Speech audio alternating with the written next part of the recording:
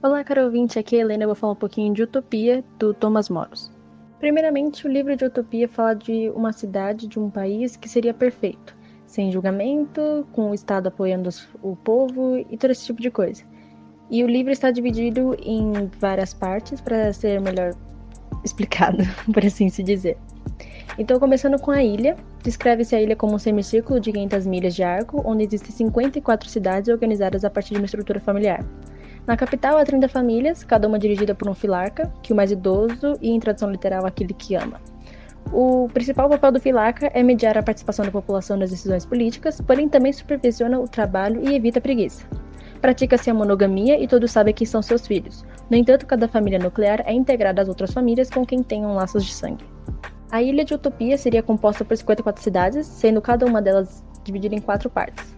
A capital é a cidade de Amarot, localizada no centro da ilha. A estrutura de cada cidade comunitaria cerca de 6.000 famílias, possuindo cada família entre 10 e 16 adultos, e, em caso de superlotação, uma parcela da população é enviada para criar novas colônias próximas à ilha principal. Na ilha de Utopia não há propriedade privada. Os bens são guardados em uma espécie de armazém e, caso as pessoas queiram usufruir de algo, basta solicitar a uma autoridade. A ordem nas cidades é estabelecida a partir de diversas escolhas. A primeira delas é entre 30 famílias para eleger um filarca. A segunda é feita por um grupo de 10 sifograntes, que significa filarca, para elegerem um taníboro, que é um proto-filarco, para comandá-las. A terceira é a eleição de um príncipe, escolhido pelos 200 sifocrantes de uma cidade. Vale ressaltar que esse príncipe possui um governo vitalício, porém, em caso de tirania, o príncipe pode ser deposto. Para discutir políticas públicas, os traníboros se reúnem com o príncipe e mais 2 sifograntes. É uma reunião que ocorre a cada 3 dias. E existe uma lei que diz que nenhuma decisão sobre o rumo da cidade deve ser aprovada a menos que houver uma discussão de 3 dias. Após cada assembleia, os sifograntes comunicam o que foi debatido às suas famílias para que esta pauta seja ou não levada ao Conselho Geral da ilha.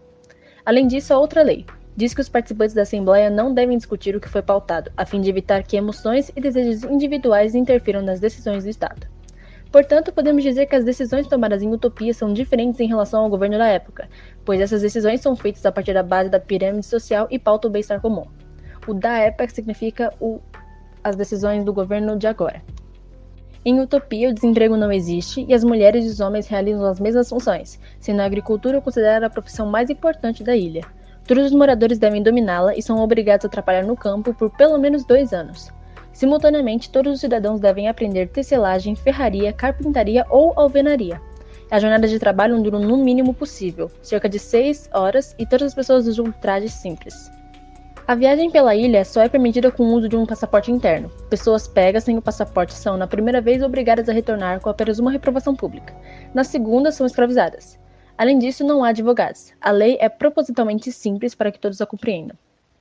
Na sociedade de Utopia, cada família possui 2 escravos, e eles são ou de outro país ou criminosos da sociedade. E eles são presos por correntes de ouro, pois o ouro faz parte da riqueza comum do país.